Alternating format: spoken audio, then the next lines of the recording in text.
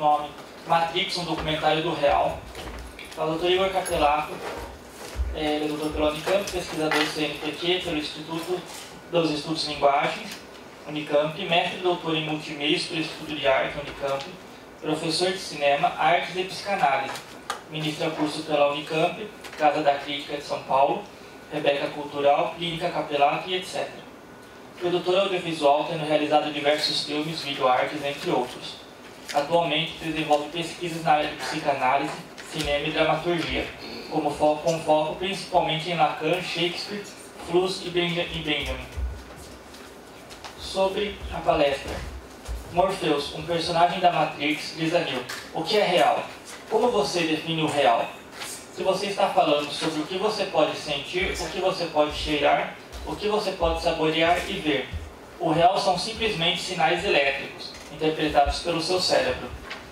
Como lidar com a sensação da irrealidade do mundo quando nos encontramos em um espaço em que não sabemos mais o que é real e o que é ficcional? Por meio de Matrix, esta apresentação pretende refletir sobre os conceitos de realidade e ficção, discursando sobre como funciona a percepção humana, a formulação de pensamento dos signos na mente humana. Para Vilém Fluss, filósofo tcheco brasileiro, tudo é ficção, uma vez que a realidade é percebida pela mente humana, ou seja, por meio de ser subjetivo, que identifica e recria a realidade por meio de seus códigos pela mente humana. Interpretativos pessoais, assim sendo, cada vez o mundo de uma maneira distinta, e constrói sua própria sistematização do mundo. Conforme coloca o psicanalista francês Jacques Lacan, o ser humano estabelece a ordenação dos signos por meio do discurso. Assim, iremos conferenciar um estudo sobre a linguagem e como a linguagem se manifesta no jogo de percepção. A começar pelo título, né? Matrix, um documentário do Real. A ideia de... Essa frase é uma frase do Keanu Reeves, de uma entrevista, o próprio autor dessa entrevista, dizendo que para ele o filme Matrix não é uma ficção, é um documentário do Real. Do Real no sentido de que para ele tudo no filme revela o que é o ser humano e o que é o lugar em que o ser humano acredita se estar.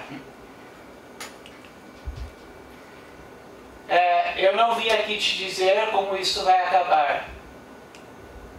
Falha do sistema. Essa talvez seja um momento mais importante do filme, onde, né, vai finalizar o filme, mas eu trouxe para a abertura, que é para a gente discutir justamente essa ideia de que, né, tudo não se passa de um sistema. Tudo que eu vou estar comentando aqui na palestra, a gente está em torno de...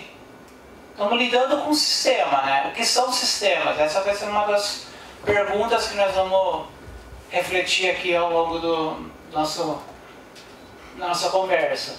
E é um sistema que falha, como todo sistema. Nunca há um sistema perfeito, nunca vamos chegar no ideal, né? Não existe o ideal, não existe a partícula ideal do universo, não existe o conceito ideal. Tudo é criado por uma mente humana, e se a mente humana pensa e a mente humana tem falhas, tudo vai ter falhas. Então eu não vim aqui te dizer como isso vai acabar. Eu vim aqui te dizer como vai começar. Então a gente parte de um princípio de que a gente sabe a origem pressuposta das coisas. Talvez a gente não saiba a origem do universo, mas a gente sempre pressupõe uma origem. Nossa mente humana é capaz de criar a origem, né? Inventar a origem para as coisas. De onde viemos é sempre fácil responder, mesmo que seja uma resposta sublime, né? Uma resposta um tanto ficcional, como viemos de Deus, viemos do sopro do barro, viemos de uma explosão do universo e assim por diante. Mas a gente nunca sabe como vai terminar. A gente pode imaginar também um término, mas a gente sempre está em renovação do término das coisas. As coisas sempre a gente renova. A gente acha que vai acontecer alguma coisa e depois a gente já, na sequência, acontece algo que nos diz que não vai ser assim. Então a gente está sempre nesse constante upgrade, né, das informações.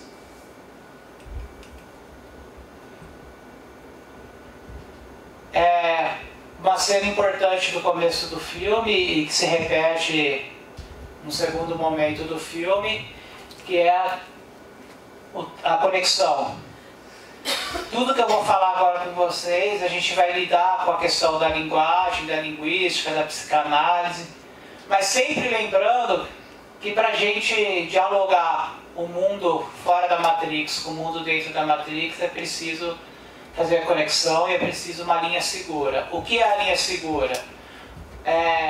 Eu vou trazer uma representação, uma metáfora da linha segura como sendo a nossa própria linguagem, aquilo que nos sustenta entre o nosso imaginário e aquilo que nós percebemos como real. Então, cada pessoa tem a sua própria linha segura. A linha segura nunca é a mesma para mais de uma pessoa, né? Vai ser sempre uma linha muito subjetiva. Eu tenho a minha maneira de compreender o mundo real e dialogar com o meu mundo imaginário, com o meu mundo subjetivo, com o meu mundo simbólico. Cada pessoa tem a sua linha segura.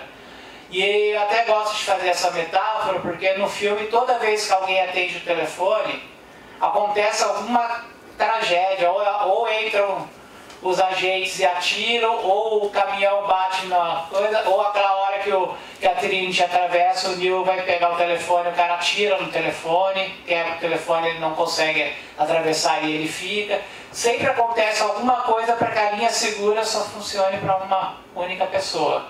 Tanto que em alguns momentos eles estão com... cada um está com um celular para atravessar e eles não estão sempre com o mesmo celular, né? Nunca é a mesma linha segura. Então é bem interessante observar isso, né? Como que tem essa metáfora. E a linha segura remete muito também à ideia de campo seguro que tem na psicanálise, que é o campo que duas pessoas constroem, né, para poder se comunicar, né? O paciente, o terapeuta, por exemplo, cria um campo seguro de comunicação que só funciona entre eles. É uma língua própria de discurso que o paciente fala, o terapeuta compreende, pode dar um retorno ao paciente, o paciente dá um novo retorno e assim por diante. É a relação da mãe com o bebê, né? Só a mãe que entende o bebê, a mãe cria um discurso com o bebê que ela compreende quando o bebê está chorando, se é dor, se é saudade, se é fome, se é medo, se é dor de barriga, se é dor de cabeça, se é frio, se é calor. A mãe sabe, porque ela compreende essa linguagem do bebê. É uma linguagem que funciona entre essas duas pessoas, uma linha segura de comunicação entre o mundo real, que seria a mãe, e o mundo simbólico, que é o bebê, né? Ele nasce no mundo simbólico, né? E tem uma situação interessante, né?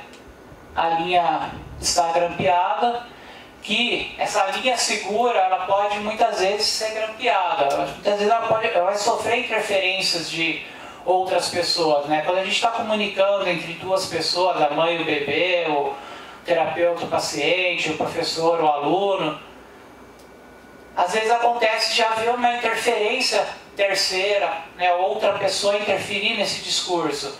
E muitas vezes compromete essa linha, ela deixa de ser segura, porque onde que está a sua confiança, né, de segurança ali, de que paciente, terapeuta, por exemplo, na psicanálise, que eu confio no terapeuta que ele vai manter em sigilo o que eu estou na terapia, e de repente esse sigilo é rompido. O que acontece se o sigilo é rompido, né? O que acontece se a mãe e o bebê têm interferência do pai? Ou o pai e o filho e a mãe interfere na relação pai e filho? Sempre dá discussão, né? Sempre dá conflito. Por quê? Porque o ser humano não foi feito para relações em coletivo, foi feito para relações entre duas pessoas. Um signo dialoga com o outro. O lado A dialoga com o lado B, mas a gente não dialoga vários lados ao mesmo tempo. Porque o discurso ele é sempre linear, né? É sempre um discurso de uma pessoa, quem está transmitindo a mensagem e quem está recebendo a mensagem. e depois tem o retorno. Quando se abre para múltiplas conversas, a mente humana não é capaz de aglomerar, tanto que nós não somos capazes de entender nossos sonhos. Nós precisamos fazer o que com os sonhos? Para a gente entender os nossos sonhos. Ordenar. A gente precisa chegar numa terapia, por exemplo, e contar o sonho. O sonho nunca foi daquela forma que a gente conta. Porque para a gente contar, a gente tem que colocar em forma linear, começo, meio e fim. E o sonho ele é todo desordenado. E a gente não entende. Você só começa a entender a hora que a gente cria uma ordenação, né? Então, né? Se tomar a pílula azul, a história acaba. E você acordará na sua cama acreditando no que quiser acreditar. O mais interessante aqui, pensando linguisticamente no discurso, é ele falar que a história acaba, né? Não é nem para onde ele vai, no que quiser acreditar, você pode acreditar no que quiser, mas isso não chega nem a ser o mais importante. O mais importante é pensar que ele fala que a história acaba, né? Porque a história, quem constrói a sua história é você mesmo. Nós construímos a nossa história, nós traçamos a nossa jornada do herói, né? Nós construímos nosso passado, nosso presente, nosso futuro. Nós temos essa capacidade de construir a própria história, né? Flusser coloca no livro dele, né, que ele vai falar sobre, quando ele vai falar sobre o passado, sobre história, ele fala que a história é mais pessoal do que o próprio ser. E aqui ele já está dizendo, né, o que a pílula azul faz, né? Ela acaba com a nossa história. A nossa história vai passar a pertencer a outro, ao sistema. Mas se tomar a pílula vermelha, ficará no País das Maravilhas e eu te mostrarei até onde vai a toca do coelho. Outra coisa importante também. De um lado, se ele toma a pílula azul, ele é controlado por um sistema. Mas se ele escolhe a pílula vermelha, que vai deixar ele no País dos Absurdos, País das Maravilhas, que é onde ele vai ter que lidar com o absurdo, mas ele vai ter alguém que vai guiar ele. Então ele não vai ser livre de jeito nenhum. Porque eu te mostrarei até onde vai a toca do coelho. Ele não vai descobrir nada por ele não vai ter a liberdade de construir a própria história. A própria história dele também vai morrer aqui. A história dele também morre porque alguém vai construir a história dele. E a gente tem um Sr. Anderson que se torna o Neo porque ele é escolhido pelo Morpheus. A Oráculo mesmo diz, e depois da Trinity vai falar também, e aí o discurso vai ser em torno de que ele não é o escolhido. A Oráculo fala para ele, né? Você não é o escolhido. Mas o Morpheus acredita que é, então o Morpheus vai mudar a história dele. Quem escreve a história do Neo é o Morpheus. Quando o Neo se liberta, que o Morpheus fala, agora ele consegue compreender a Matrix, agora ele entende o que é, né? Então agora que é aquele momento em que a Trinity atravessa e ele não atravessa, e depois ele toma os tiros, que o Morpheus fala, agora ele vai conseguir enfrentar, porque ele consegue começar a desviar das balas e tudo mais. Na verdade ele conseguiu foi escrever a própria história, ele subverteu o que Morpheus fez com todo mundo até então. Ele foi o primeiro cara que conseguiu confrontar Morpheus. E a gente colocando Morpheus como o salvador da pátria, nossa, é o cara que vai guiar o Neo para salvar tudo, mas ele estava aprisionando o Neo, né? Então a gente vê como os dois lados do sistema nos aprisionam. Há sistema dentro e fora da Matrix. Para a Matrix existir, tem que ter um sistema fora da Matrix que controlam as pessoas que entram na Matrix, que entram e saem. Elas não entram e saem no momento que elas querem. Elas são controladas, porque tem que acontecer alguma coisa para elas entrarem. Elas não entram, vão passear na Matrix, agora estão com vontade de sair, saem. Não, elas saem quando estão sendo perseguidas, elas entram quando elas têm que resolver alguma situação. Tanto é que o único momento de escolha livre do Morpheus de entrar e sair de alguma coisa é num sistema que não é a Matrix, mas que ele construiu, um aplicativo que ele construiu. E aí ele pode entrar e sair porque o aplicativo é dele. Mas na Matrix ele não escolhe quando ele entra e sai. Bom, ele já está dentro. Ele já está dentro. No real já está dentro. Já está. Lembre-se, tudo que eu ofereço é a verdade, nada mais. E aí aquela pergunta que a gente estava fazendo até agora, né? O que é a verdade, né?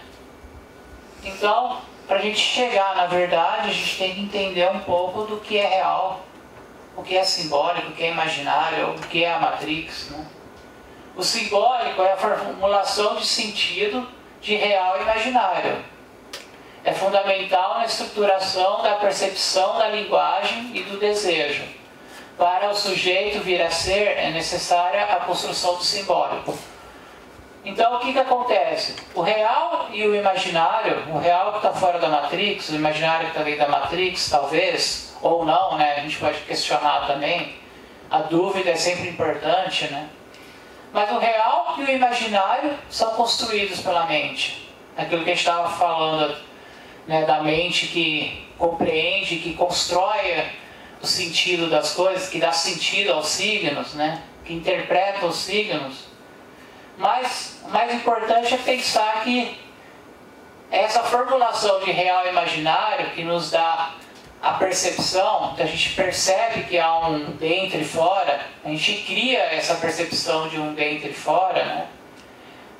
Também a gente cria uma percepção da linguagem, a gente estrutura a linguagem a partir de um real e imaginário, a gente constrói o nosso discurso e a nossa maneira de comunicar, e também o desejo, né?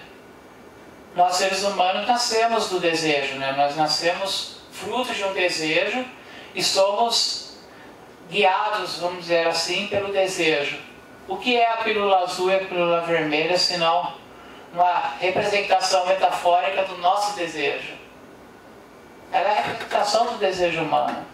O desejo humano pode ser tanto um desejo positivo no sentido de um desejo necessário, né? Eu desejo algo para que algo possa acontecer na minha vida, né? E esse algo ser algo necessário para a sobrevivência, necessário para perpetuar a espécie, necessário para que eu exista, como eu posso subverter e entrar num desejo paradoxal, né? Um desejo perverso, maléfico, né? A maneira de que eu domino outras pessoas ou eu controlo o outro para poder realizar o meu desejo. Então eu desejo que o meu filho se torne médico, e aí quando eu tenho um filho eu faço de tudo, obrigo ele a ser médico, porque meu sonho era ser médico, eu não pude ser, e aí eu quero então que meu filho seja médico e vou subverter o desejo dele. Então o meu desejo vai ser maléfico porque eu queria ser médico, não ele. Eu nunca desejei um filho médico, eu desejei eu ser, mas como eu não pude ser, eu faço de tudo para o meu filho se tornar médico. E o desejo paradoxal aparece na Matrix aí, né? Com a pílula azul e a pílula vermelha. Você pode escolher entre o seu desejo de sobrevivência e o seu desejo paradoxal, né? O seu desejo de subverter tudo e viver na fantasia, né?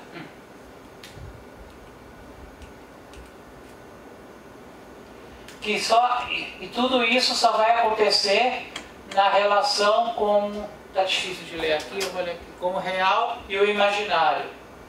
Então vem a pergunta, o que é real e o que é imaginário, né?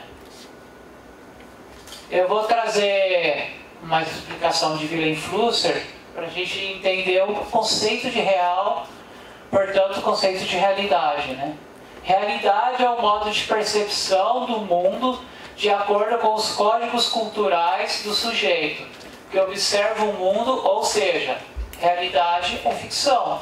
Realidade é a maneira com que nós enxergamos o mundo. É a maneira com que a nossa mente, o nosso cérebro cria aquilo que é percebido do mundo. Pelo olfato, paladar, tato, audição, visão. Então nós temos 5 sentidos que captam aquilo que está fora do nosso alcance e nos torna, né, algo presente, né? Algo que está ao nosso alcance, né? E aí a gente fala, né, vamos dizer assim, não diria erroneamente, mas há uma maneira mais prática de tentar entender o mundo, que se criou a ideia de tangível e intangível, né?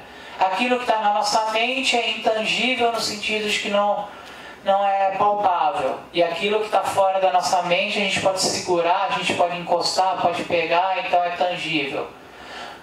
Porém, a Flusser vai subverter esse sentido e a psicanálise com Jacques Lacan vai também subverter esse sentido e vai nos mostrar que não, que a nossa mente é tangível, na verdade. Na nossa mente a gente está dentro de nós, nos pertence. E o que está fora de nós a gente pode segurar, pode pegar, pode cheirar, pode lamber, pode comer, pode fazer o que for, mas não nos pertence. É algo que a gente não é capaz de dar conta do todo.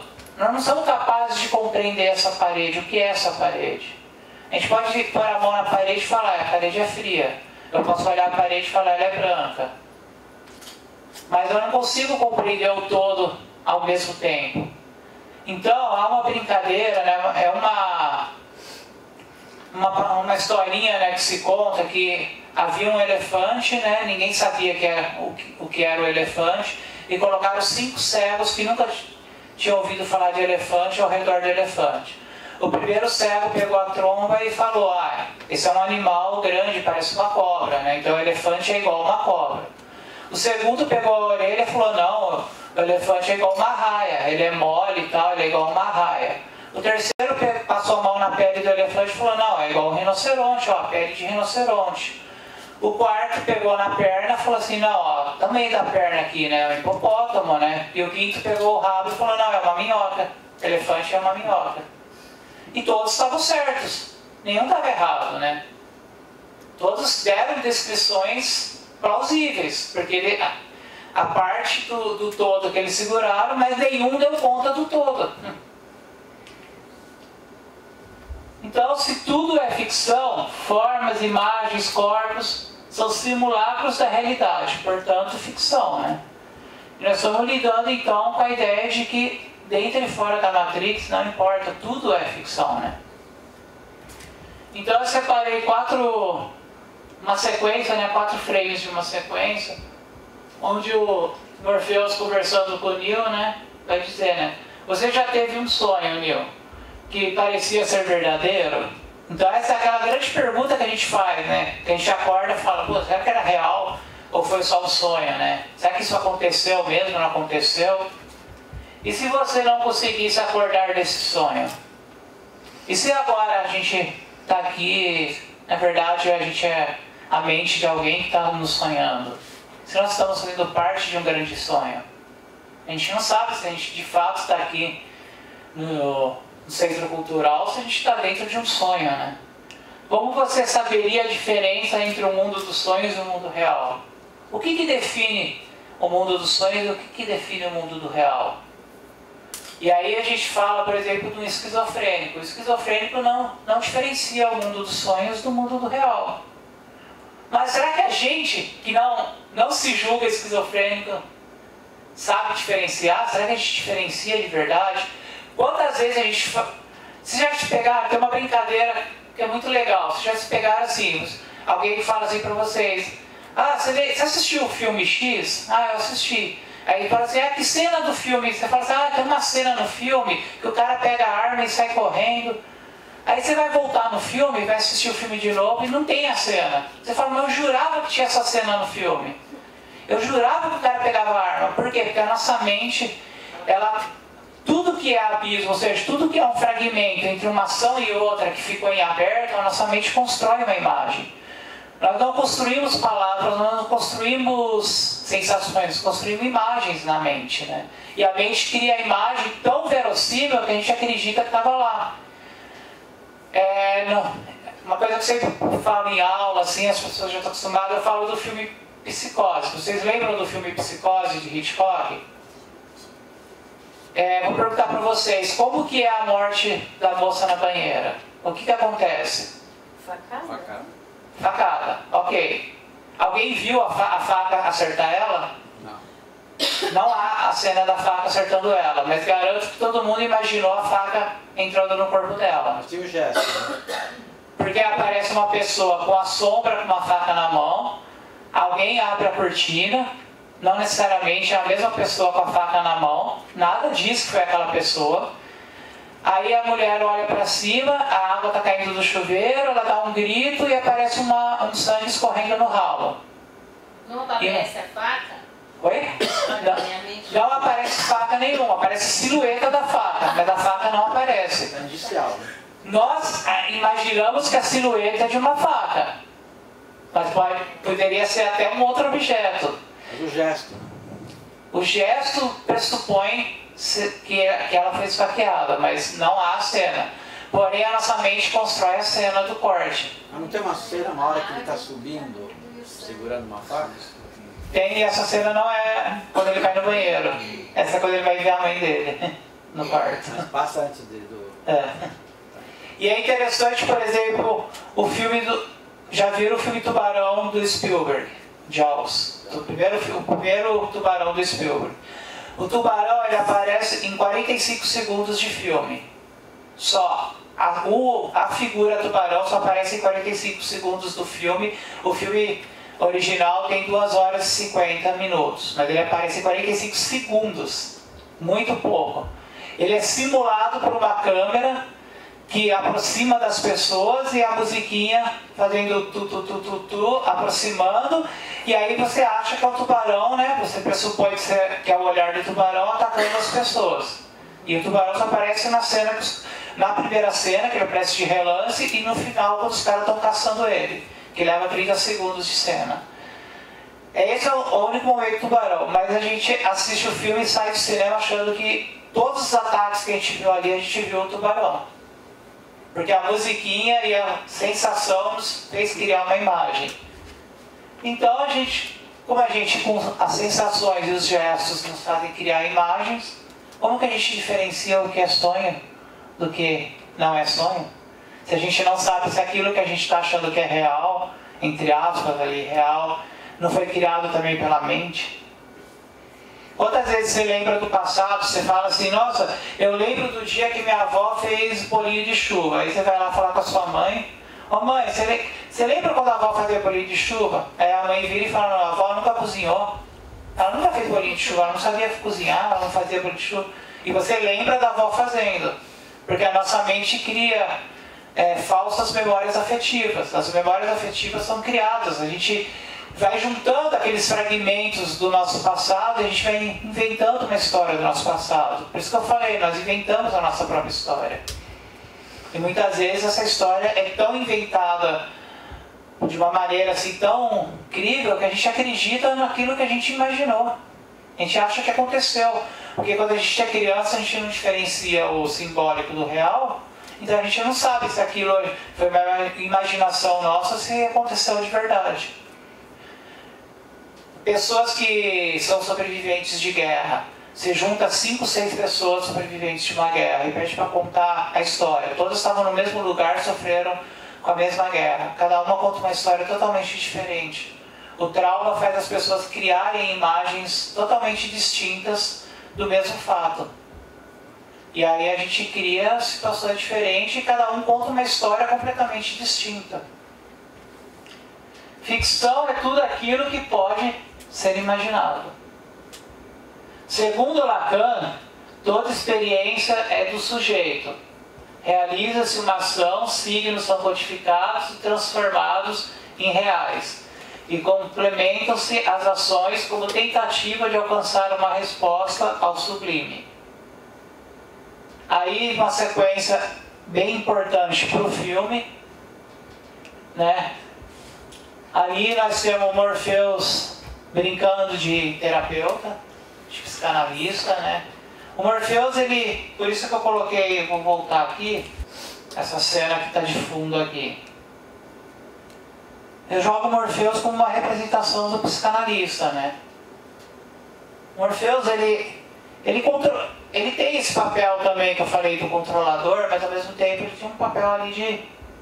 Ó o divanzinho ali, né? Ó o divã ali. Ele mandou o Neo sentar no divã para conversar com ele. Ele entra numa sala, a hora que abre a porta ele vai conhecer o Morpheus pela primeira vez, que ele entra nessa sala aqui. Não sei se alguém prestou atenção, mas tem as obras completas de Freud e o livro vermelho de Jung estão na prateleira. Ali? Tá na prateleira da cena. Toda cena do Matrix tem uma referência a uma literatura, né? No começo tem o livro dos simulacros, né? Que ele guarda, né? Os arquivos dele. Então toda hora tem uma referência. E aqui ele tem uma referência à psicanálise ali, né? Ele bota o Morpheus ali de terapeuta. O Morpheus está te esperando ali. Né? Ele vai contar pra ele, vai tipo, nós vamos descobrir a sua verdade. O que o terapeuta faz com o paciente, né? Vai descobrir a verdade do paciente, né? Lidar com as angústias. O Neo estava angustiado ali porque ele tinha uma percepção de algo que ele não sabia o que era, né? A linha segura. A linha segura. Daqui a pouco ele desaparece.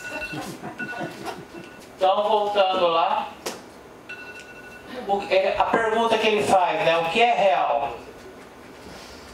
Como você define o real? Essas perguntas ele faz com o Neo, mas na verdade ele faz para nós que estamos assistindo o filme, né?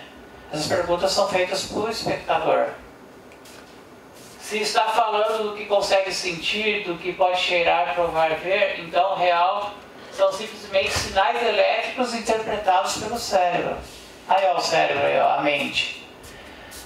São apenas sinais elétricos, são impulsos. A gente é fórmula química, né? A gente é uma reação química. Então, olha ali, a química elétrica. A máquina, aí a gente pode entrar naquela conversa que estava tendo de relação do humano e máquina. Enquanto a máquina ela é só elétrica, a gente é elétrico e químico. O mundo que a gente chama de real, ele é químico. Nós somos eletroquímicos e a máquina é elétrica.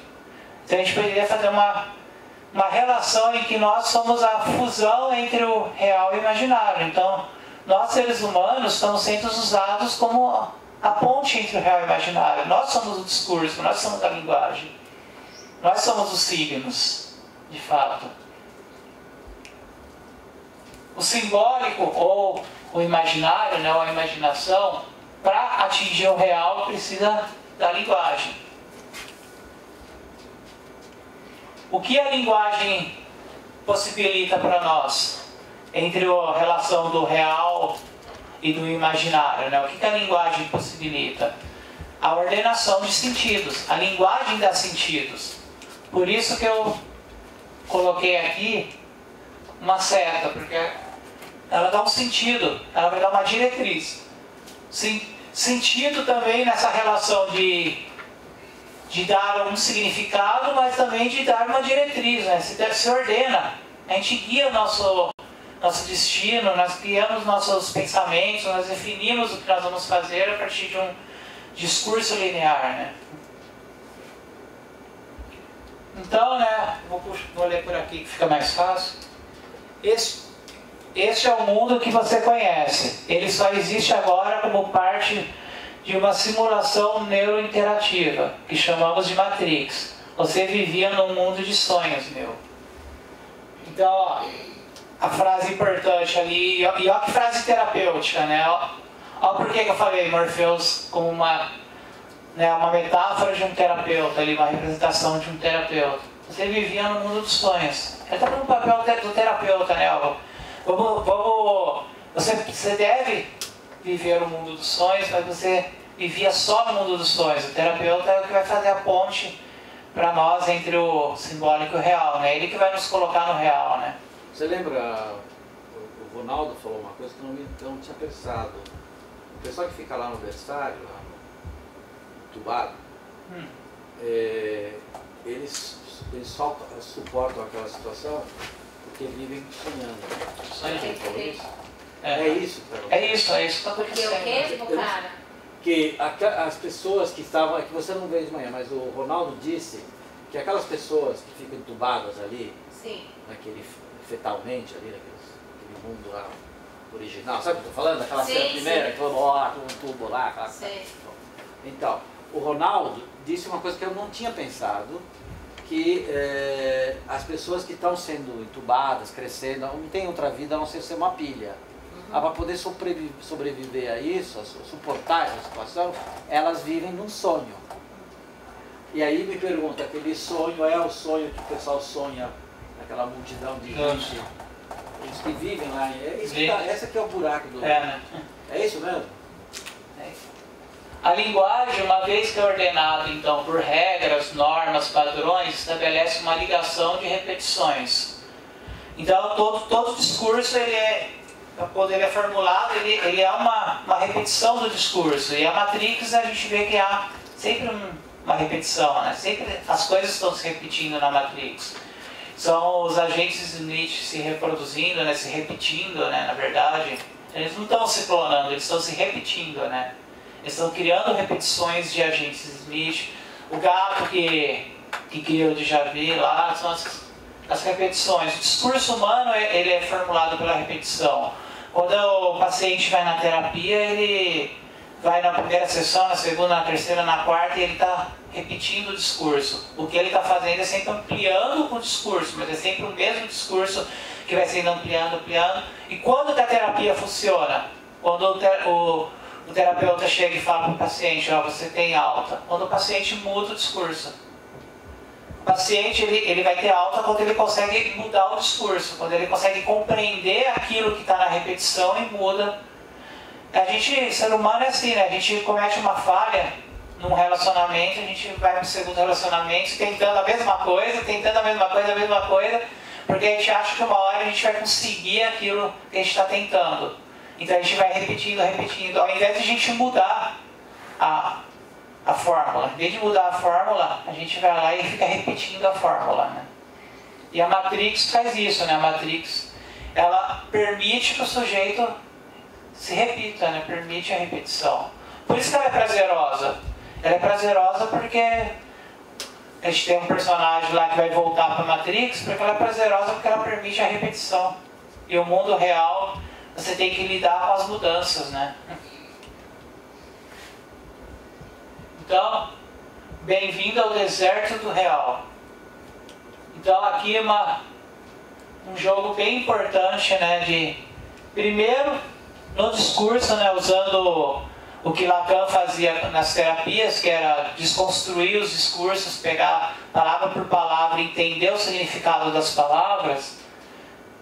Ele chamou primeiro de deserto, né? Deserto por quê? Porque o que é metaforicamente um deserto? É um lugar que não tem nada. É um lugar do nada, um lugar onde nada existe, nada se vê, não há um infinito, não há uma linha do horizonte, você não define os contornos, você não define as formas, e ele vai introduzir isso ao real, né? Mas aí então, ele está sentindo de pobreza? Porque é muito melhor viver no sonho do que viver no real. O real é pobre. É pobre. O dia a dia é pobre. Mas ao mesmo tempo é uma metáfora a gente pode fazer a metáfora da inversão, né? Se não tem nada, é muito melhor, porque lá eu posso construir o que eu quero. Lá não está nada definido. Lembrando até uma brincadeira que eu faço quando eu mostro isso, que eu falo, em meio a um deserto oceânico, construíram Dubai. Alguém, uma mente pensante, se apropriou do deserto para construir algo. Na Matrix tudo já está construído, porque lá a construção ela é colaborativa, né?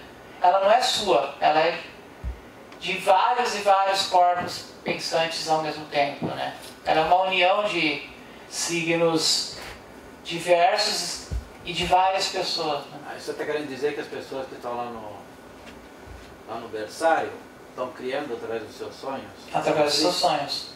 Mas há um ato criativo? Não me parece passivo, né? Mas todo sonho é um ato criativo, por isso que há a falha da Matrix, né? A falha da Matrix acontece porque há alguém interferindo no que está planejado, né? Há sempre uma interferência. Mas esse sonho vem de onde se ele não tem referência nenhuma? Ele está ali desde todo sempre. Entendi. Isso é um processo inconsciente. Né? Ah, tá. E o que acontece, então, que as pessoas ali, no caso do olho, se elas estão sonhando, elas estão criando, né? E o que está alimentando a Matrix, eu diria, são as criações. A Matrix está se alimentando das criações. Por isso que o agente Smith vai virar para o Neo e vai falar que queria estar fora da Matrix, né? Por que ele vai falar que ele gostaria de conhecer o lado de fora da Matrix? Porque é o lado onde se criam. Dentro da Matrix é vamos dizer assim, é o simulacro da criação, né? É a representação da criação e não a criação, né? Mas isso é o conceito, né? Que é o sonho autocriativo. De onde vem isso? É o conceito do sonho, né? Mas quem que faz isso? Bacana. Quem que faz sonho? Quem que diz que o sonho é um ato criativo e não é resultado não um resultado passivo, de frustração? Né? O sonho é um ato criativo. Mas como você não tem ação nenhuma sobre esse sonho? O sonho ele é o momento em que a gente atinge o estágio máximo do imaginário, né? Mas ele é todo inconsciente? Oi? Ele vem todo do inconsciente? O sonho ele é uma formulação do inconsciente. Quando nós acordamos, a gente conscientemente formula, né, um discurso do sonho, a gente interpreta o sonho. Mas o sonho é uma formulação do inconsciente. Na neurociência, que o Ronaldo gosta de citar, o Damasio, né? O Damasio ele fez uma experiência em que pessoas que tiveram determinadas áreas do cérebro afetadas, elas não conseguiam sonhar e não conseguiam criar, elas não tinham capacidade de criar. E ele percebeu que assim, quem não tinha capacidade de criar também não tinha capacidade de sonhar.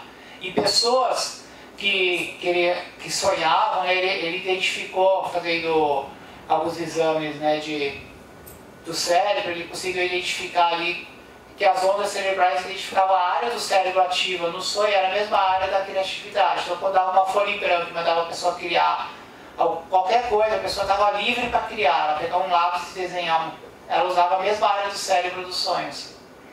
O sonho está na área da criatividade, né? Então, né? Igor, uma pergunta. O sonho, né, ele é uma formulação do ser humano, aquela coisa toda. Mas robôs sonham com ovelhas elétricas? Eu ia chegar lá, eu vou chegar lá. Foi bom você ter antecipado, dando um spoilerzinho aí, mas eu vou chegar lá. Tava tudo ensaiado. Tava tudo ensaiado. Transmissão de pensamento aqui. Ó aqui, ó. Botei o Morpheus falando aí, né? Imaginário é a Matrix, o real é Zion, né? Que ele vai dizer, né? Mas o próprio Morpheus, né? Só que não, né? Matrix é real, né? O próprio Morpheus sabe que a Matrix é real. Ele sabe, tanto que ele acredita nas coisas que ele acredita lá, ele acredita no que vai acontecer na Matrix, ele confia na oráculo.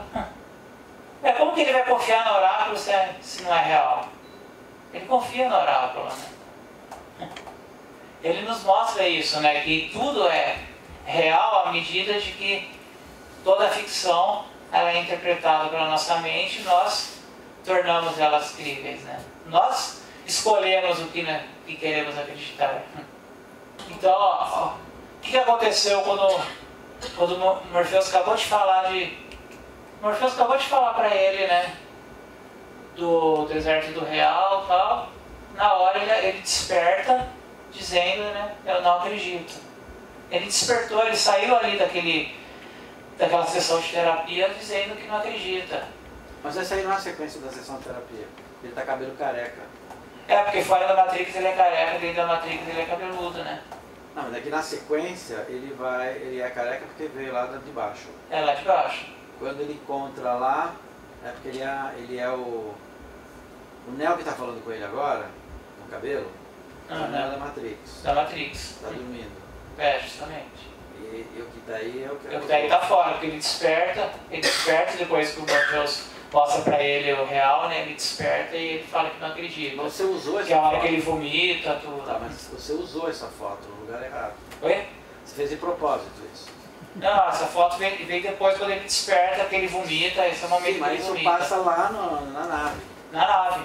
Ali da poltrona... Então, mas é quando ele sai quando ele desperta da poltrona. Ele estava na simulação da poltrona e ele desperta vomitando e falando que não acredita. Essa já é a sequência próxima? É a sequência.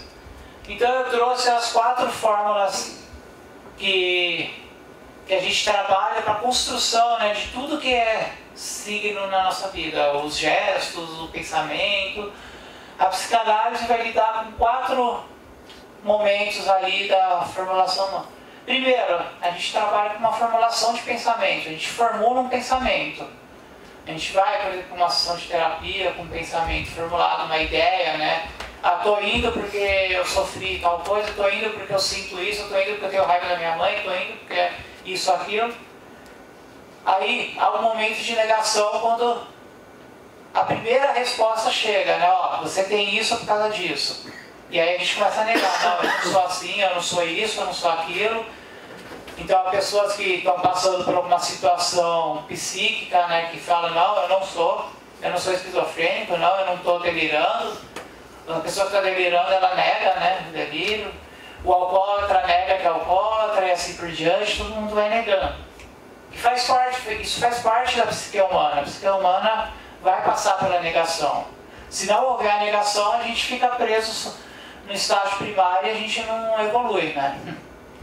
Da negação a gente vai para a verificação, a gente nega até a hora que a gente vai lá buscar, mas será que eu estou negando mesmo? Ou será que eu não sou? Será que eu sou mesmo? Começa a vir a dúvida gera a verificação, a necessidade de comprovar, né? E aí veio o sentido de verdade, veritar, verificar. Verdade vem do radical verificar, do latim. A palavra verdade, a gente estava aí questionando o que é verdade. Verdade significa verificar. Quando eu verifico, eu posso verificar que aquilo que eu acreditava era real, ou no meu sentido de real, ou posso dizer que não, posso provar que não era. A verificação pode dizer que é sim ou não, não necessariamente só sim, né? Então, aquilo que a gente chama de verdade, erroneamente a palavra se transformou, né, num conceito de né? Um conceito de é isto. Só que pode não ser também, né? E por último, então, ou a confirmação ou a aceitação, né? De que a gente acaba verificando e a gente aceitando aquilo que nos foi confirmado, né? A nossa confirmação a gente acaba nos aceitando. Então a gente aceita viver fora da Matrix ou aceita viver dentro da Matrix. Depende do que foi verificado para nós, né? Do que foi nos dado como resposta daquilo que nós aceitamos como real. Nós no sentido de cada um de nós, né? Porque é sempre pessoal, né? Aquele momento lá então dele pro lado do predinho lá, né? A frase que ele vai falar antes de ir pro lado do prédio, ele fala libertar a mente. O mais importante, né, talvez ali, ensinamento é o libertar a mente. O que é libertar a mente, né?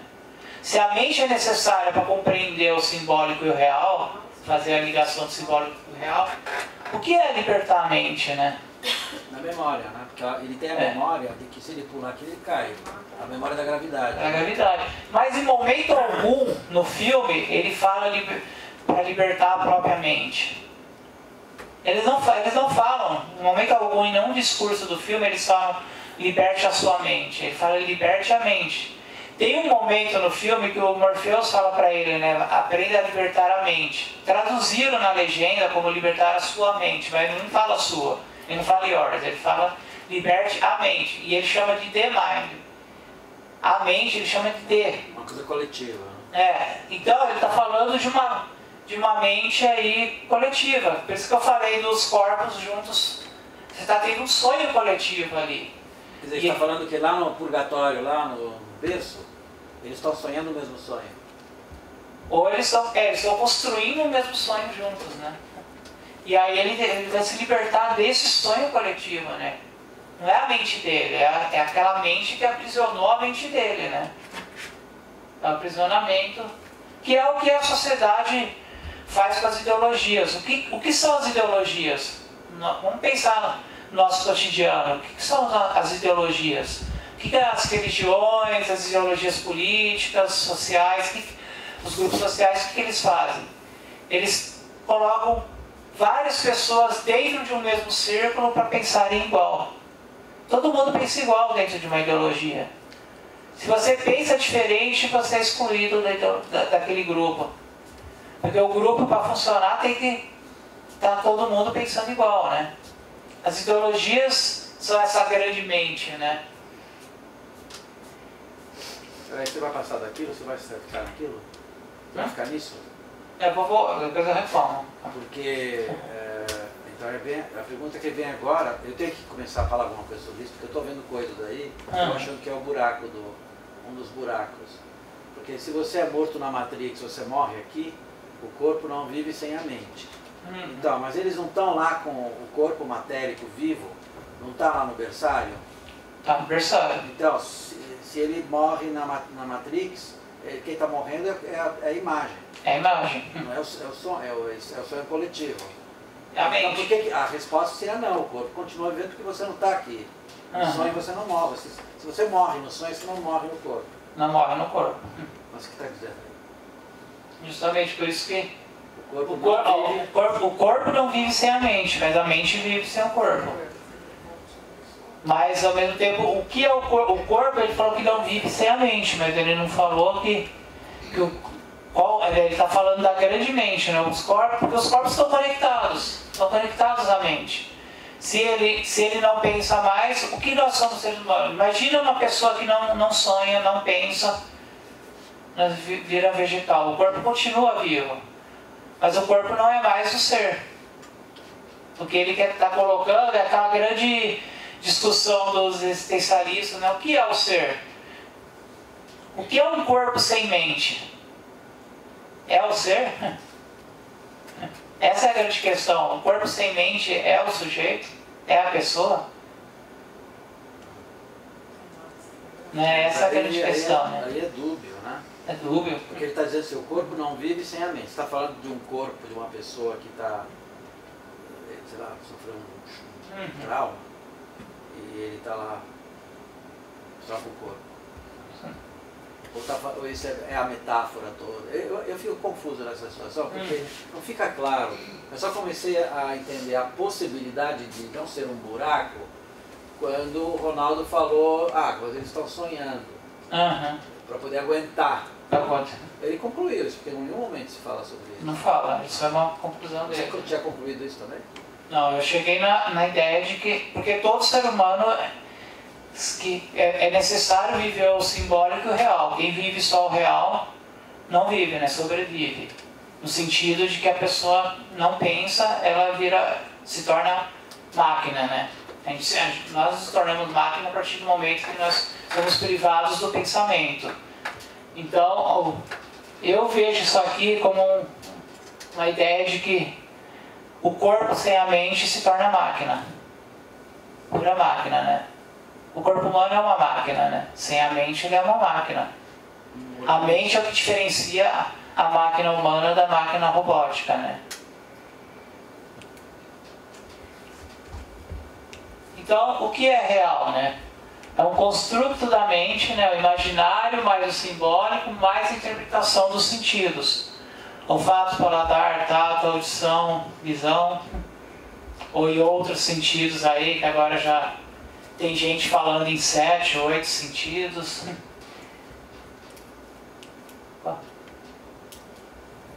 Ó aqui, ó, essa imagem aqui, ó. Isso aqui é o que a gente chamaria, entre aspas, de real. Esse é o real. Mas, se eu jogo uma luz desse lado, eu vou ter um quadrado. Se eu jogo uma luz desse lado, eu vou ter um círculo. Então, olha como que a percepção, ela pode gerar sentidos distintos do real. Uma pessoa que está desse lado viu o real de uma maneira, a pessoa que está desse lado viu o real de outra. E ninguém vai ver o real como um todo. Então essa é a ideia dessa construção, né? De um mundo ali que... Né? O que é o real? Por que a gente supostamente começa a achar que o que está fora da Matrix é real? Por que o Morpheus vai dar a entender do que o que está fora da Matrix é real? Por que será, né? Que a gente acha que aquilo que está fora do imaginário é real, né? Se para existir aquilo tudo que está lá fora, também teve que imaginar. Se aquilo também é interpretado, né? Então dá até para fazer uma analogia do contrário até, né? Dizer que as máquinas estão controlando o que está fora da Matrix, na verdade. O que está dentro da Matrix é um mundo e eles estão construindo um mundo fora para fazer as pessoas acreditarem que a Matrix está dominando, né? Até isso é possível de se colocar como reflexão, né? Então o real, ele na verdade é algo que depende do seu ponto de vista e pode ser manipulado? Sim, porque o real é subjetivo, né? O real ele é uma construção também da nossa percepção, né? Nossa percepção daquilo que está fora do nosso alcance, a gente constrói uma ideia de real, né? A Matrix é um sistema, Neil. Esse sistema é nosso inimigo. Mas quando estamos dentro dele, o que vemos, né? Então ele vai colocar 3 questões no mesmo discurso. Olha como que as camadas vão aparecendo, né? Olha como que é muito amplo, né? Primeiro ele vai falar que a Matrix é um sistema. Vai nos colocar dentro de um... O que são sistemas se não ideologias? Ideologia e sistema são sinônimos, né? A diferença é que o sistema ele tem uma padronização de códigos que precisam, de certa forma, serem programados e as ideologias, esses códigos, eles são interpretados por uma mente que vai dominar ou vai transmitir a outras mentes. E o sistema você pode burlar, né? De certa forma você pode burlar o sistema. A ideologia, se você entra ou você sai, né? E o sistema você pode modificá-lo quando você consegue construir aquilo que o Morpheus falou. Agora ele conseguiu ali compreender, né? Ele conseguiu perceber, né?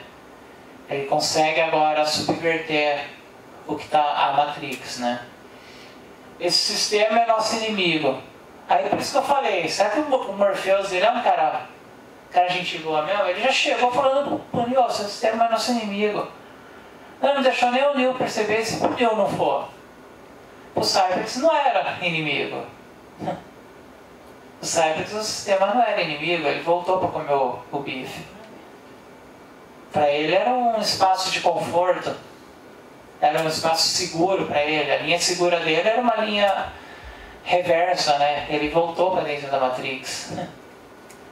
Então ele já meio que predeterminou que são aquelas grandes mentes que criam os supostos heróis, né? Toda história de herói a gente sempre vê aquela grande mente. Não sei se vocês lembram do Super-Homem, né? Com o Christopher Reeve. Que ele vai lá, bota o cristalzinho lá e aparece a imagem do pai dele lá.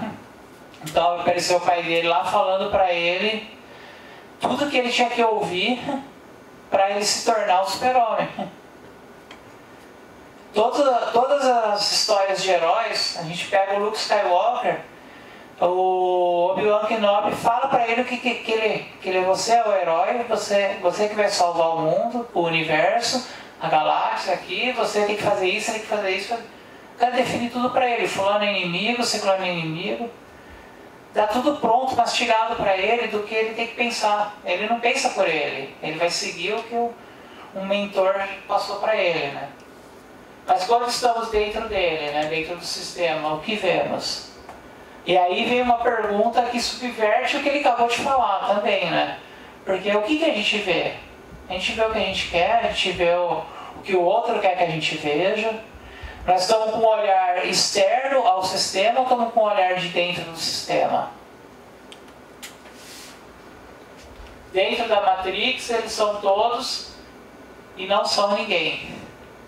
Então aí ó, um jogo, né? A origem das ideias humanas, as percepções sensoriais do mundo externo. Começa ali, né? Eles são todos e não são ninguém. Então a gente pode compreender que eles não são ninguém no sentido de que o vazio, né? Eu acho que está em relação ao sujeito. Ao sujeito, mas essa frase... Para mim, os outros que eu não conheço... Eles são todos e não são ninguém. Sabe onde está essa frase? no Ser e o Nada do Sartre. No livro Ser e o Nada do Sartre tem essa frase: eles são todos e não são ninguém. Ele fala da humanidade, aqui ele fala humanidades são todos e não são ninguém. São todos ao ser e não são ninguém ao nada. E aí aquilo que eu estava falando do desejo paradoxal, né? Então, olha o desejo paradoxal aparecendo aí, né? Homens de negócios, professores, advogados, marceneiros, as mesmas pessoas que queremos salvar. Mas até conseguirmos, essas pessoas fazem parte desse sistema e isso faz delas nossos inimigos. Tudo que a gente tenta ser, a gente constrói nossa vida para ser e ao mesmo tempo a gente se torna parte de um sistema, né?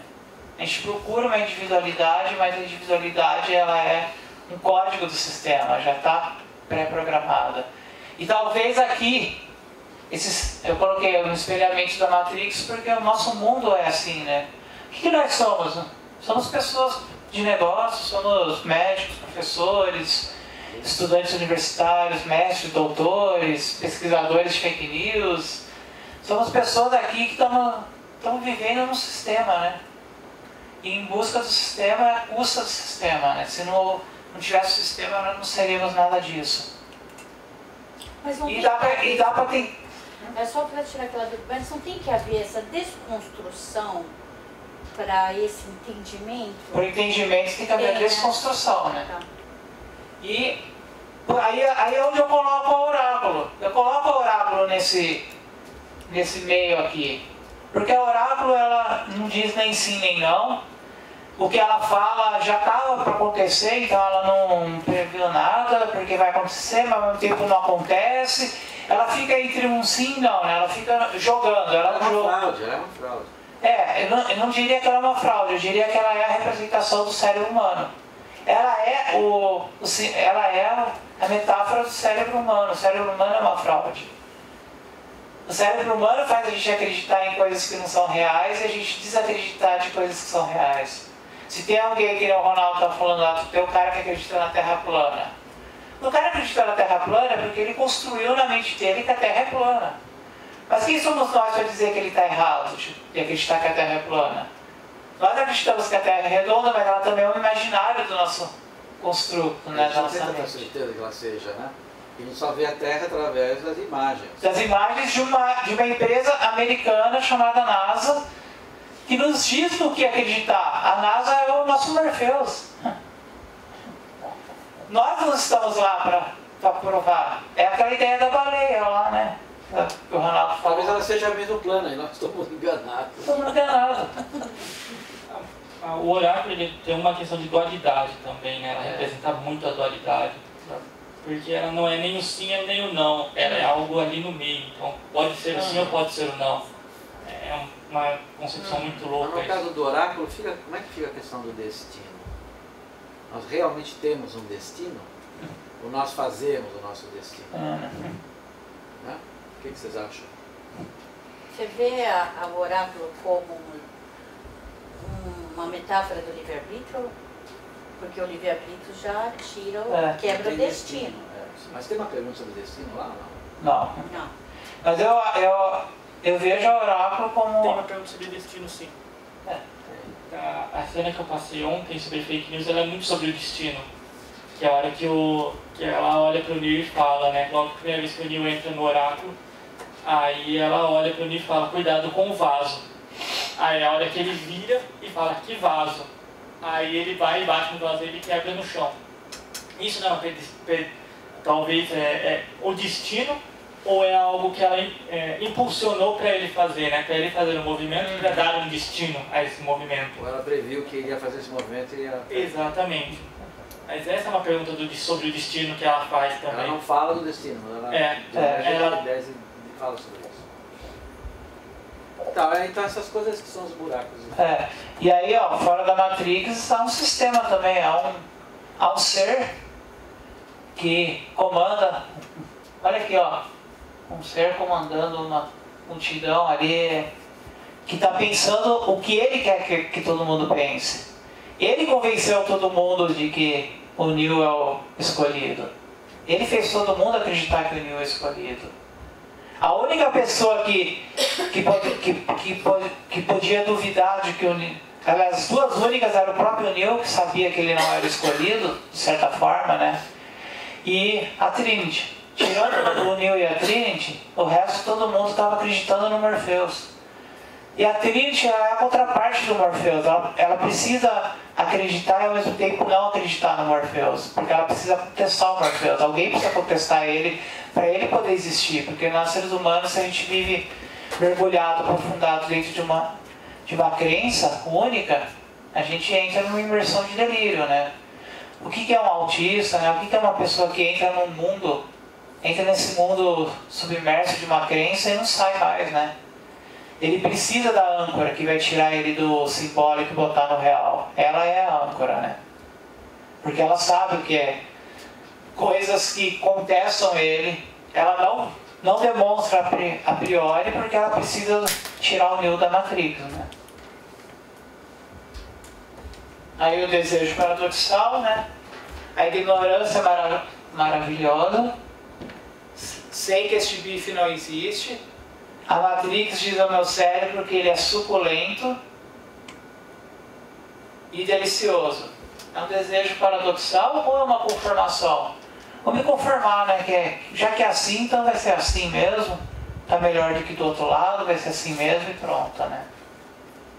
E o que somos nós, seres humanos? Essa é a grande pergunta do Matrix, né? A pergunta não é o que é a Matrix, mas é o que somos nós, seres humanos. Está além do que é a Matrix, né?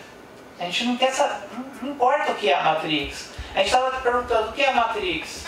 Eu responderia o seguinte: a minha formulação do que é a Matrix ela é qualquer coisa para qualquer pessoa. Então é o que cada um quer acreditar que ela seja. A Matrix é o que cada um de nós acredita que ela é. Ela vai ser uma resposta individual para cada pessoa. Mas a mais importante é perguntar o que somos nós, seres humanos. Somos filhos do desejo de alguém que nos desejou ou permitiu que nascêssemos. Somos criados numa cultura que multiplica nos desejos. Bons desejos, maus desejos. Nós vivemos de desejos. O que são as coisas que acontecem dentro da Matrix? O que acontece dentro da Matrix? São pessoas vivendo seus desejos. Quando o sujeito atinge o seu objetivo de desejo, o desejo acaba. E para realizar o desejo, busca outro objeto e assim por diante. Então vai tendo aquela supressão de desejo. Um desejo termina, se já substitui por outro desejo e sempre há um desejo acontecendo, que é o que faz o ser humano ser motivado a seguir adiante, né? Então, né, a Matrix ela seria aquela fuga para o desejo. Se nós seres humanos precisamos do desejo para viver, a Matrix ela vai ser bem-vinda, né? Porque ela é a fuga para o desejo. E para os novos desejos. Lá tudo é possível de ser desejado. Fora da Matrix você não pode desejar nada. Você tem que comer aquela gosma, senão você morre.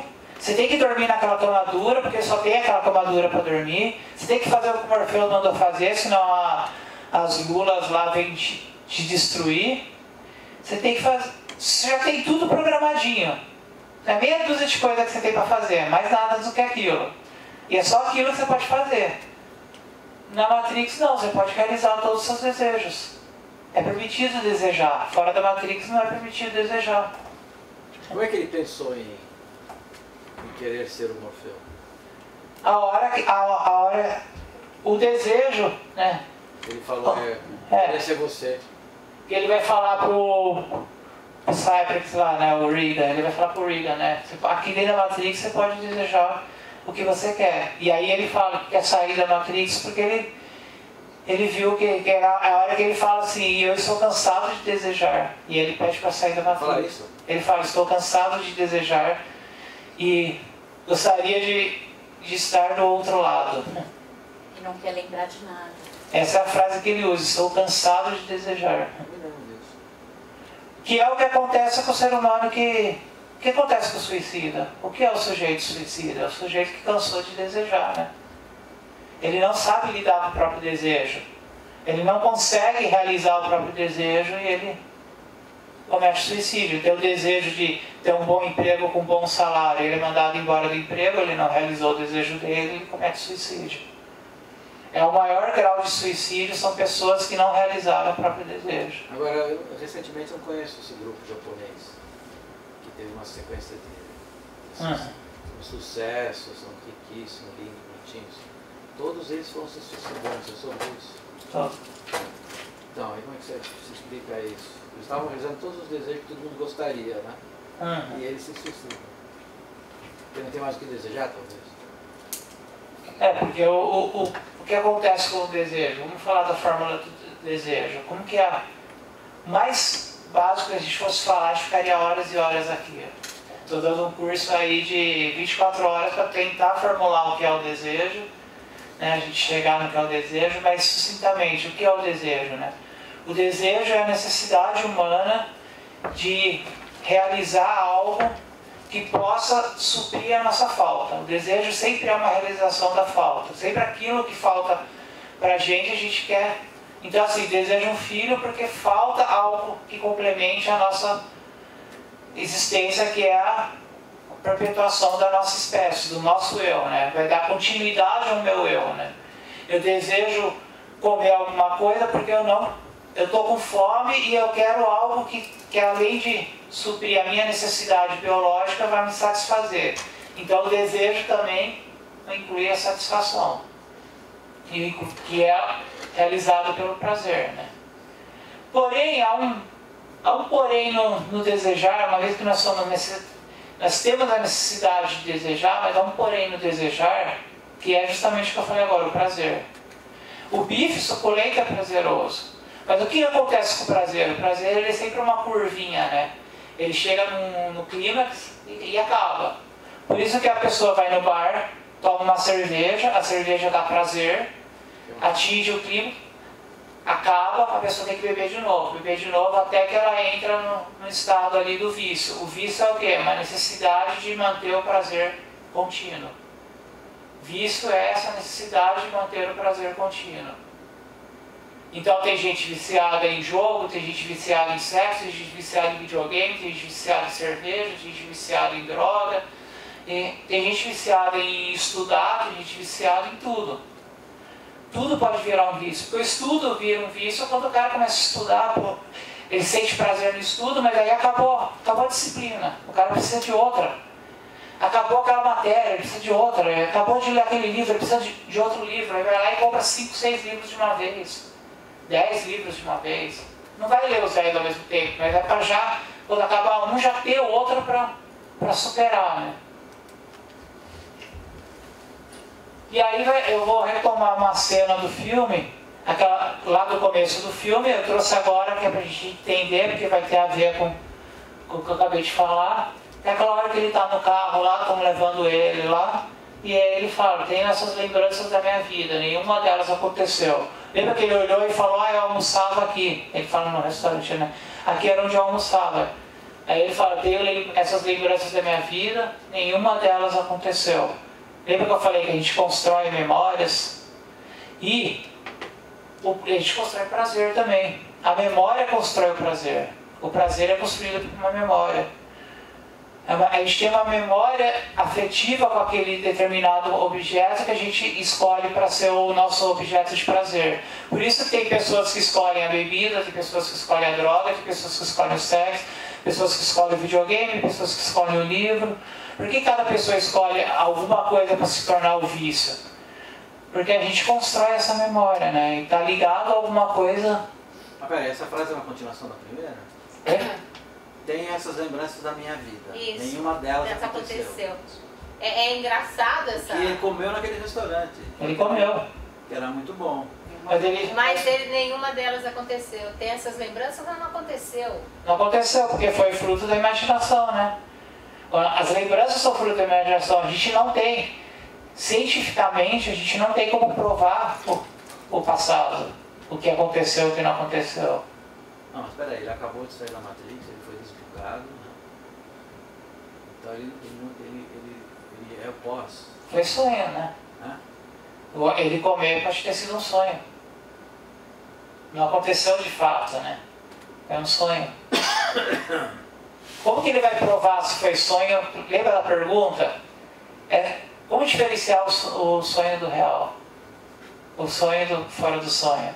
Como que ele vai saber se... Então ele fala que não aconteceu no sentido de que ele não sabe se viveu ou não viveu. Pode ter sido fruto da imaginação dele. Ele fica sabendo nesse estado que ele, quando ele estava lá dentro, ali plugado, ele estava sonhando. Ele está com consciência disso. Mas alguém disse para ele que o eu dele verdadeiro é o que está fora da Matrix, carequinha, peladinho, plugado no... Que é agora. Agora ele está... Né? Mas alguém falou isso para ele também. Alguém acha que aquilo lá é o real e que isso aqui é o imaginário. E alguém falou isso para ele. Mas cientificamente não foi provado. Em momento algum, Morpheus prova para ele que o que está fora é real e o que está dentro é imaginário. Ele só diz para ele. Mas o Morpheus, sim. Lembra que ele fala da sensação? Ele fala daquela sensação que no começo do filme, que o Neo tem uma sensação de que algo não está certo.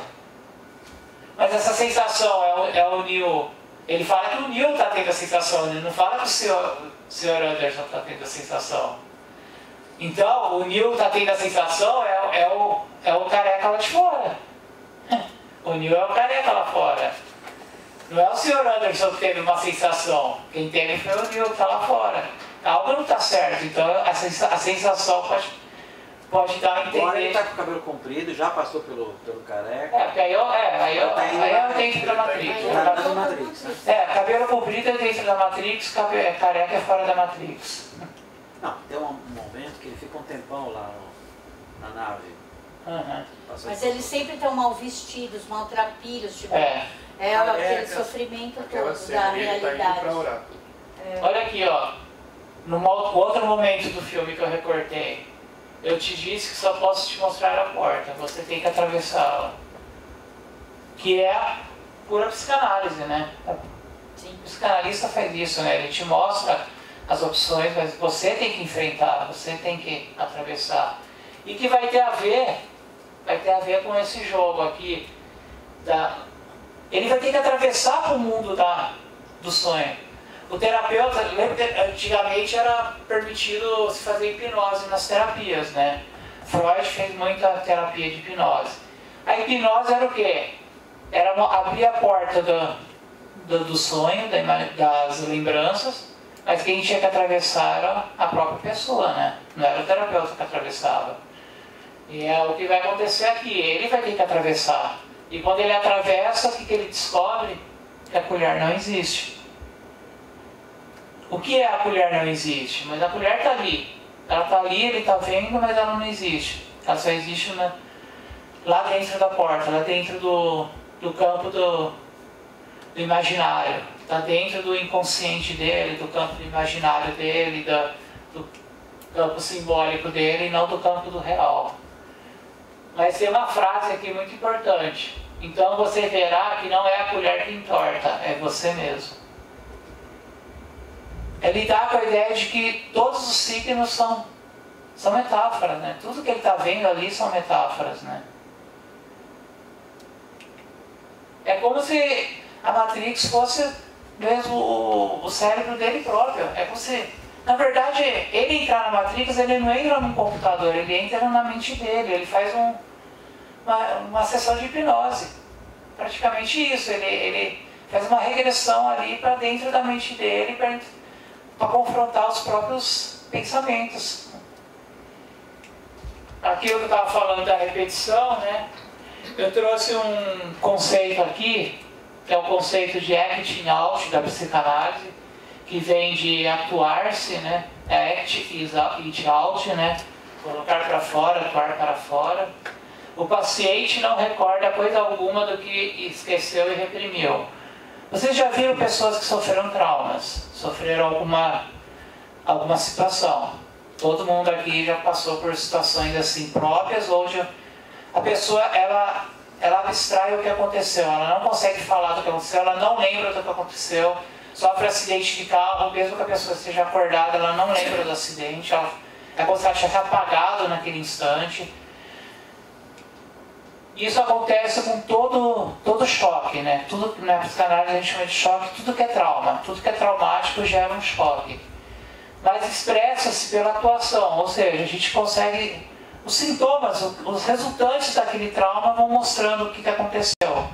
A pessoa vai fazer isso em situações que ela não percebe muitas vezes que está fazendo, mas ela está demonstrando aquele trauma que ela sofreu. A gente começa a interpretar os gestos, as palavras que a pessoa está falando, a gente consegue compreender o que aconteceu, que a pessoa não compreende, mas a gente compreende, né? Consegue de fora fazer uma interpretação, que é o que o terapeuta faz, é o que Nício da Silveira fazia e muitos hoje fazem com a arte-terapia. Na arte a pessoa começa a expressar aquilo que está reprimido, né? Reproduz não como uma lembrança, mas como uma ação. Só que é uma ação que é sempre repetida. Vocês já viram arte-terapia? Já viram pacientes que fizeram arte-terapia? Fazem sempre a mesma coisinha? Fica repetida, é o mesmo desenho, é o mesmo tipo de roupinha que faz, quem faz figurino, que nem fazia o paciente lá da Nício da Silveira, né? O Bispo do Rosário, fazia aquelas roupas assim, sempre no mesmo padrão. A pessoa sempre pinta o mesmo elemento, ela sempre vai fazer artesanato, faz sempre a mesma caixinha, com o mesmo padrãozinho. E essa repetição, também na psicanálise, a gente consegue estudar que ela gera uma sensação de déjà vu.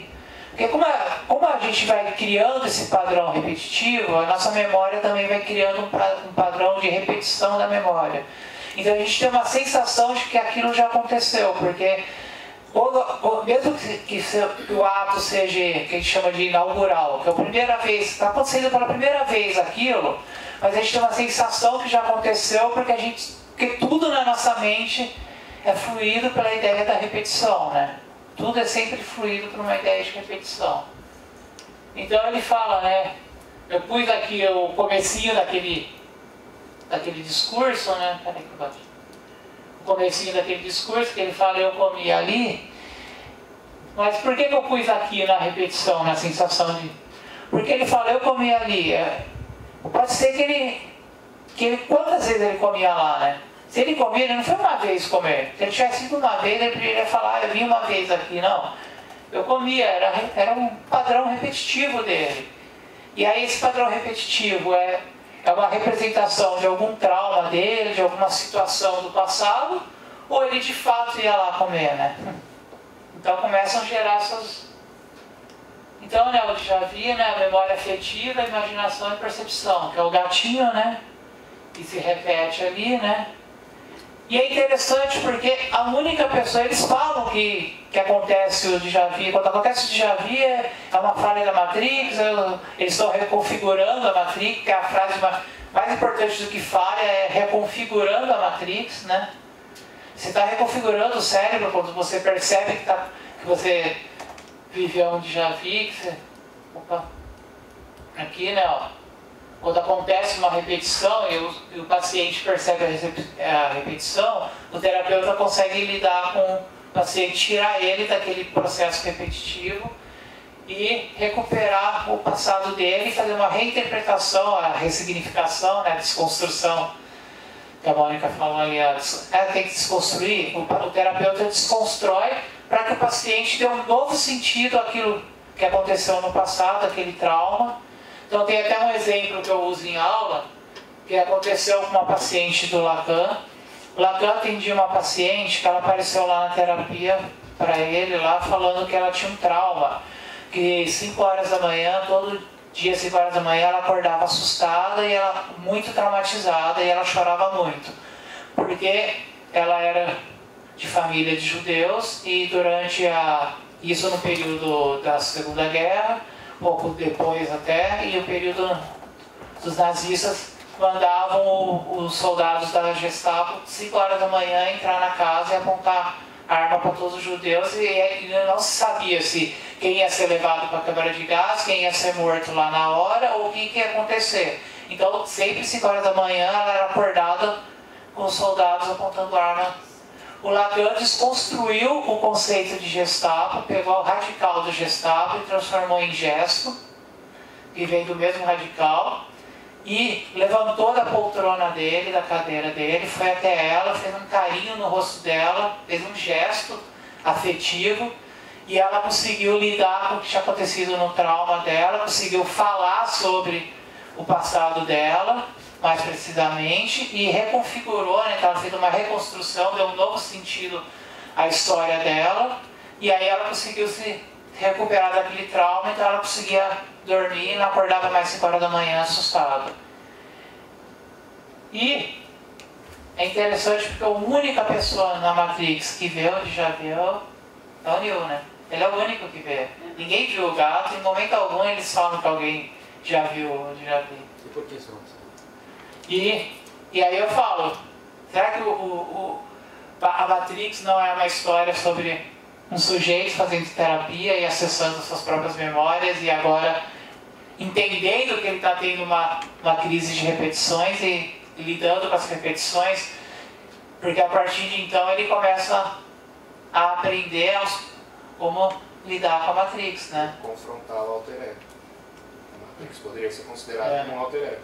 Nesse sentido. Então, no caso da narrativa do filme, que você está fazendo, está usando, né? Para fazer a partir da... Está fazendo um paralelo entre o processo psicanalítico e dentro da... Fazendo de conta que você não está fazendo isso, o que significaria, na lógica do filme, o déjà vu? É uma reconfiguração. Por que ele viu e não eles não estariam mais aptos a perceber a reconfiguração do Matrix? Sim. Por que só ele? Porque ele é o Neo. E quem é capaz de perceber? Vou pensando... Só porque ele é o Neo, talvez. Ele é o Neo, mas por isso que eu fiz esse paralelo com a... Foi essa cena que me despertou o paralelo com a psicanálise. Porque na psicanálise, na terapia, quem é capaz de enxergar o déjà vu é só o paciente. O terapeuta, mesmo que ele esteja comandando a hipnose ou qualquer outro processo para chegar lá, o paciente é quem enxerga a repetição. Agora, o déjà vu pode ser também aquela situação em que você vai para um lugar que você nunca foi, viaja. Aí você fala, nossa, eu já estive aqui, eu já conheço isso aqui. Já conheci. Então aí seria o que isso? É o processo que eu falei, né, da repetição, no sentido de que a pessoa nunca esteve, mas ela tem a sensação de ter estado, porque a gente cria esse processo de... Será que é uma coincidência perfeita com o lugar, exatamente com o realismo total? Isso é memória afetiva? É memória... Você, sei lá, sente um cheiro no local, ou vê um objeto. Porque você nunca esteve, mas realmente acontece. Eu falo, meu Deus, já aconteceu. Essa cena é igual, já foi. A gente constrói o bolinho da avó lá, que você acha que a avó fazia bolinho, depois te pergunta pra mãe e ela fala, não, a avó nunca fez bolinho. Mas você come o bolinho e sente o gosto do bolinho que a avó fez, e a avó nunca fez bolinho. Mas porque você tinha um desejo que a avó fizesse bolinho com você? Seria isso? É isso. Mas o É bolinho, tudo fruto do desejo, né? o bolinho até entendo, mas você ir para um lugar que você nunca foi, você fala, putz, eu conheço aqui. Aí vem a pessoa e fala assim, isso aí é uma prova que é uma reencarnação. Ou seja, Reencarnação é uma repetição, né? Reencarnação é uma repetição. Sim, mas a reencarnação é uma repetição num outro nível. Um outro nível, mas é uma É um nível de repetição. espiritualidade, você morre, você volta para os lugares que você já esteve. É outra É interpretação. outro nível, mas nada, foi só um déjà vu. Um déjà vu geralmente é uma falha na Matrix quando eles mudam algo. A falha da Matrix nem é tão importante quanto a ideia de que eles mudam algo, né? Mudar é o grande quesito ali dele ver o gatinho, né? O grande quesito é que eles, quando há uma falha da Matrix, eles mudam algo. O que mudou na Matrix? Então, isso que eu... O Neo. O Neo é a mudança, né? O Neo foi vamos dizer assim, o verdadeiro vírus. O Neo é o verdadeiro vírus na Matrix. Ele é uma anomalia, né? Ele é o vírus. Não são os agentes Smith. Os agentes Smith estão ali e está tudo funcionando perfeitamente.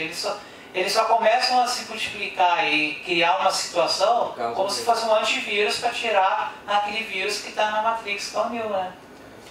O Neo é o vírus da Matrix, se a gente for pensar que é ele que interfere na Matrix, né? É ele que está mudando a Matrix. Mas aí a falha não deixa de ser importante, porque a falha não seria a quebra, a desconstrução de um programa que já tem? A desconstrução. Então, então é importante. É importante.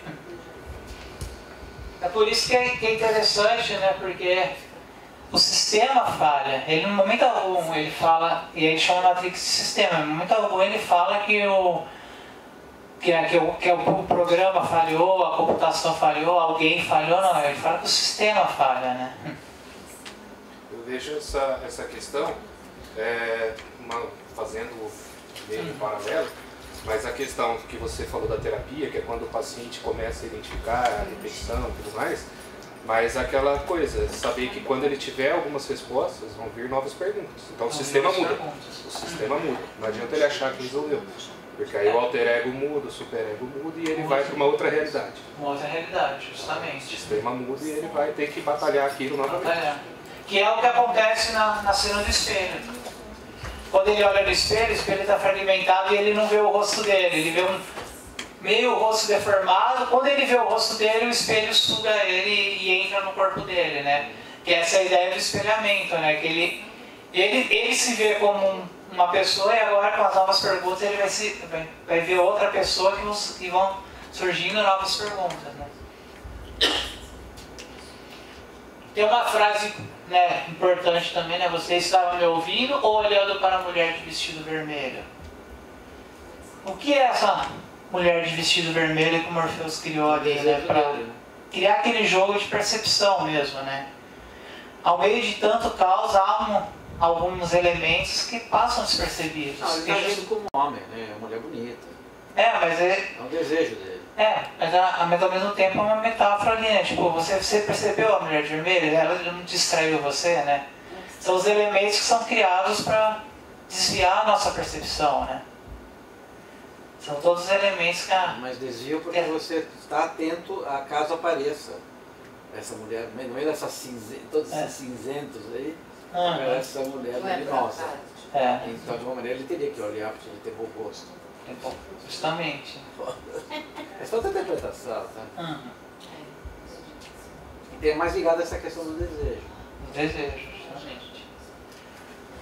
E aí, né, que vai vir aquela grande questão, né? Se você tivesse dito a verdade, a gente teria mandado você enfiar aquela pílula vermelha. Não é verdade, ele nos tornou livre. Chama isso de livre. É aquele jogo todo do discurso, né? Vai questionar, né? Mas peraí, o cara falou pra gente, né? Ele fez a gente, convenceu a gente a pílula vermelha. Será que se ele não tivesse dito tudo que ele disse, será que a gente não escolheria a pílula azul? Então, boa escolha, né? No caso dele, né? O Cifra, ele falou, mas ele nos tornou livre. A gente fala, né? E aí ele fala, mas você chama isso de livre? Viver num lugar que você está aprisionado a ser escravo do Morpheus. Comendo aquela coisa intragável, né? E até tem uma... Naquela sequência que são as animações, né? Os desenhos animados, que são os Animatrix, tem um dos desenhos animados que o cara vomita, ele sai da Matrix, vomita, que nem o Neo, na primeira vez que o cara vai pra Matrix, ele vomita no prato, o outro senta e come, achando que é a gosma de fora da Matrix. Porque o vômito e a gosma que vai comer ali não tem diferença nenhuma. Olha lá, aquela frase lá, que está em latim, né? Conhece a ti mesmo. E aí é a frase, talvez, pro Neo é a frase mais poderosa, né? É a frase que vai fazer essa ponte psicanalítica, né? Conhece a ti mesmo. Então, ou seja, é toda uma viagem de autoconhecimento, Matrix. Matrix é o autoconhecimento, Será né? que os dois irmãos gêmeos, naquele processo de fazer o roteiro, eles estavam fazendo terapia? Para depois encontrar-se de que eles tinham que se transformar em mulheres? É possível. Transformar nos avatares femininos deles.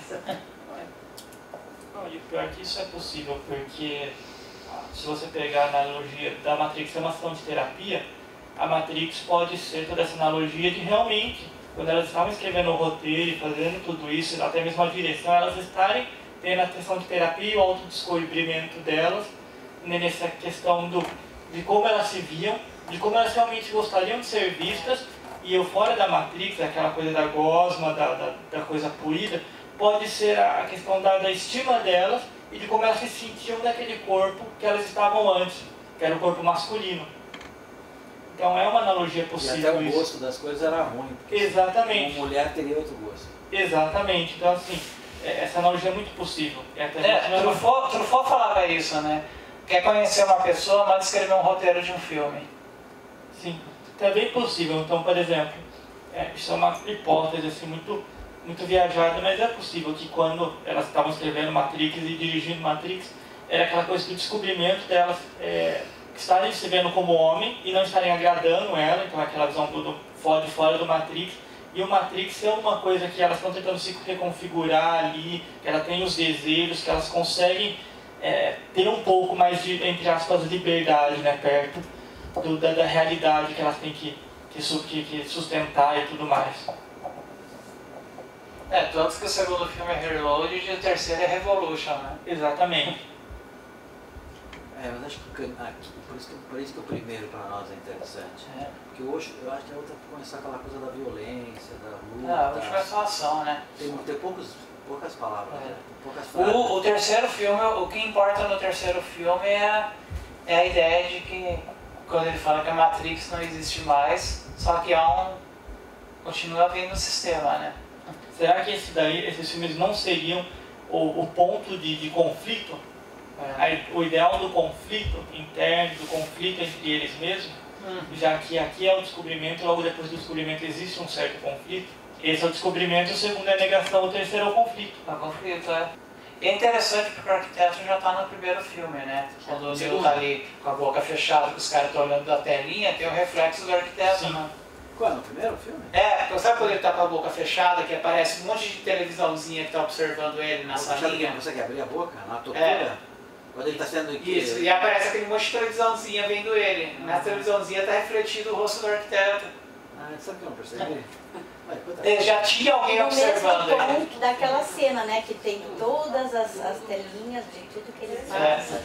Que é a cena principal. E aí, termina, né, com System Failure.